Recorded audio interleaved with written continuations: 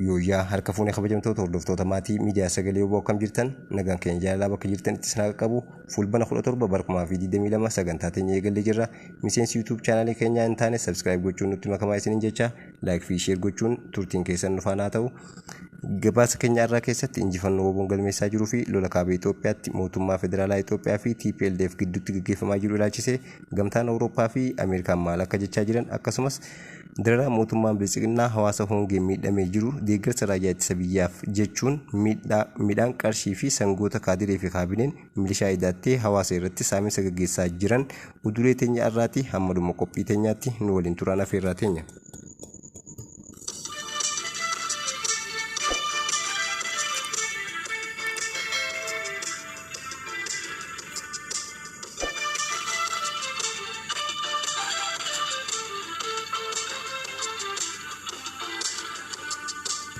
Yooyaa akkam jirtu dhaggeeffattootaa fi daawwattoota keenya kabajamoo. Nagaan keenya Oromummaa bakka jirtanitti sinaa qaqqabu. Gabaasa tarkaanfii gooticha waraana bilisummaa Oromoo fulbaana 16 2022 qabadhee isiniif dhiyaadheera. Injifannoowwan boonsoo waliin irree fi gaachanni uummata Oromoo woboon tarkaanfii waraana weerartuu PP irratti fudhatu jabeessee itti fufee jira. Akka kanaanis kibba Oromiyaa godina Gujii Lixaa keessatti abdiif gaaddisni saba Oromoo woboon zoonii kibbaa Cibiraan Gooroo Dugdaa Guttaan Baddaa Magaadaatii fi Carii Burqaa waliin ta'uun Dukkeelee Diinaa Aanaa Bulee Horaa ganda Burqaa Arbichootti Hariyee Boollatti yommuu naqu tokko ammoo Fayyaa Qawwee wajjin dhuunfatee jira. Gama meeshaatiin qawwee Akaamaa 2 irraa boojuun galii dantaa qabsoo bilisummaa Oromootiif oolchee jira. Gootichi waraana bilisummaa Oromoo woboon tarkaanfii isaa itti fufuun zoonii Lixaa godina Buunnoo Beddellee ona Daaboo Aannaa bakka Caammanii jedhamutti tarkaanfii laalessaa kaleessa waaree booda fulbaana 15 2022 fudhateen waraana bilchiginnaa gariin ajjeesuun gariin ammoo madeesseera. Waraanni bilchiginnaa gara godina Buunnoo Beddelleetti dhufuun aleelamte kun kan torbee darbe Abiy Ahmad yaaraan magaalaa Jimmaa keessatti buusee ture akka ta'e barameera. Irree fi gaachana uummata Oromoo kan ta'e woboon zoonii kibbaa Konyaa Gujii Lixaa Cibiraan Gumaa Baastuu Laasoorroo Aanaa Bulee Horaa ganda Gaadduu Yaabaasreetti kaleessa fulbaana 15 2022 ganama saayitii 2 irratti waraana faashistii Abiy Ahmad uummata Oromoo gidirsuu fi saamuuf duula qindaa'aa tolfattee dhufte irratti tarkaanfii laalessaa woboon fudhateen nama 20 ol irraa yommuu ajjeesu nama 17 madeesseera. Guyyaa har'aa fulbaana 16 2022 humna diinaa reeffaaf madoo guuruuf konkolaataa 10 oliin Bulee Horaa dhufte woboon duratti darbee hattee hidhuun saayitii 12 humna diinaaf konkolaataa isaanii waliin nama 31 ol dhabamsiiseera. Akka gabaasni kun qindaa'etti humni rukutamte kun bakkuma lolamte buluun reeffaaf madoo waliin rakkataa turte. Tarkaanfii woboon fudhatu hanga bilisummaa fi walabummaatti itti fufa.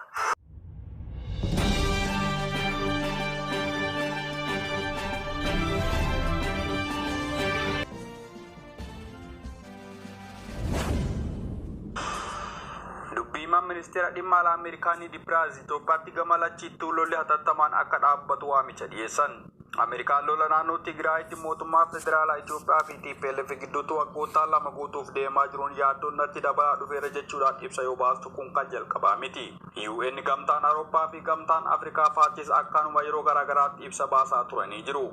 Biyyoonni dinagdeedhaan badhaadhanii fi guddina misoomaa jabaa galmeessan kan biroos warruma kana waliin yaamamu. Galtee imaammata haajaa alaa isaanii godhachuudhaan waldhabdeewwan keessoo fi ala biyyoota garaagaraa keessatti uumaan jara kanatti yeroo hedduu yaaddoo uumaa turu. Sababiin isaas biyyoonni kunniin imaammata haajaa alaa isaanii fi fedhii hariiroo alaa isaanii kan dinagdee fi siyaasaa walitti hidhachiisu waan ta'eefidha. Keessaayyuu nagaa fi tasgabbiin biyyoota gaanfa Afrikaa imaammata hariiroo alaa Ameerikaa keessatti murteessaadha. Erga lolli kaaba Itoophiyaatti eegalee as Ameerikaan dippiloomaatota 3 naannoo gaanfa Afrikaatti muuddee jirti. Isaan keessaa ambaasadar Maayik Haammer isa deessoo lolli marsaa haarawaa yeroo uumamutti hojii nagaa buusuu hojjechaa turanidha. Garuu akkuma warra kaanii yaaliin ambaasadar Maayik Haammer utuu hin milkaa'in hafuuf waan deemu fakkaata. Hariiroon Itoophiyaa fi Ameerikaa yeroo dheeraaf nagaa ture sababa lola kanaan miidhamee jira. Qoqqobbiiwwan viizaa wixineewwan seera haaraa Itoophiyaa adabuuf lukkifaman kan akka RH 66 duwwaa fi S 3199 tarkaanfiin faayidaa daldala agawoo keessaa Itoophiyaa ittisuu dhageessu sochii noomoor dabalatee mormii hamaa lammiilee Itoophiyaan Ameerikaa irratti hordofsiise malee waraanicha dhaabuu hin dandeenye.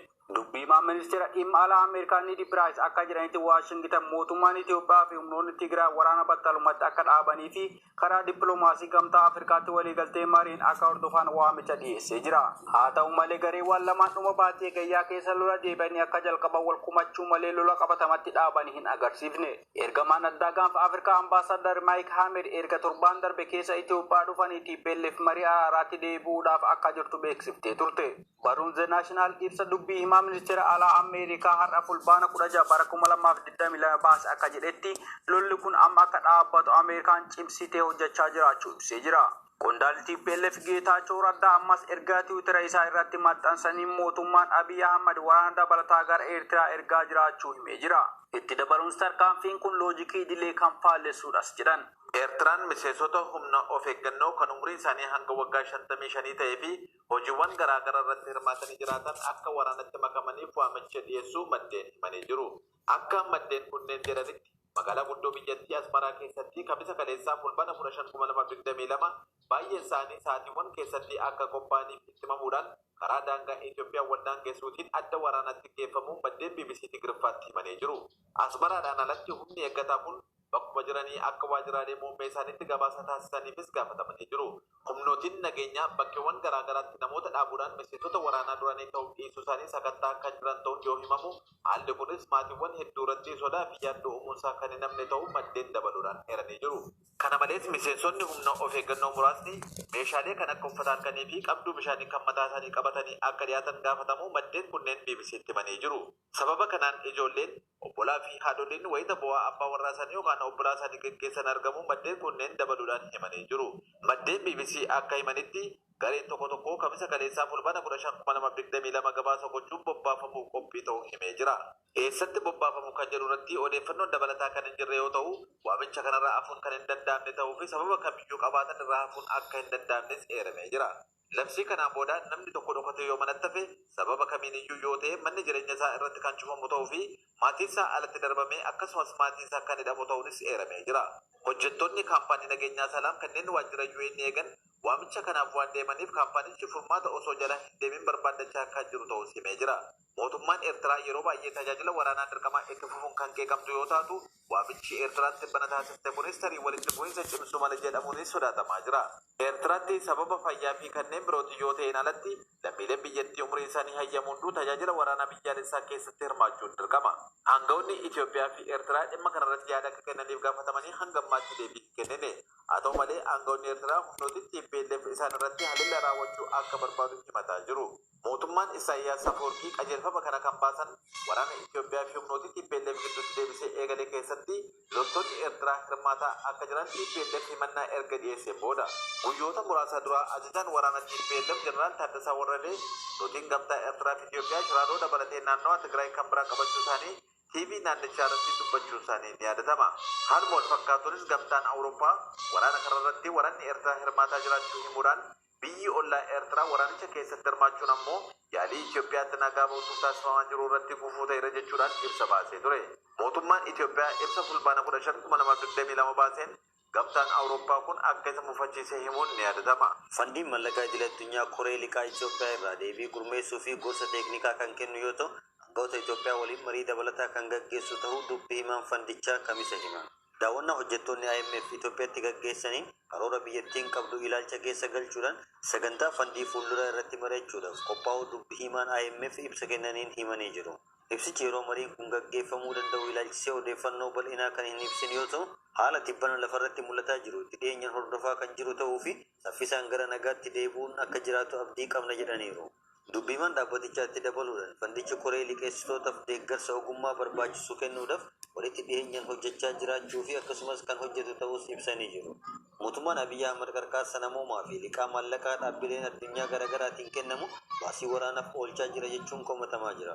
Godina Harargee lixaa aanaa Cirootti kaadiroonni bilxiginnaa gandoota hunda keessa deemuun sababa deeggarsa raayyaa ittisa biyyaa jedhuun qarshii fi sangoota dirqamaan uummatarraa guuraa jiraachuun dhaga'ame.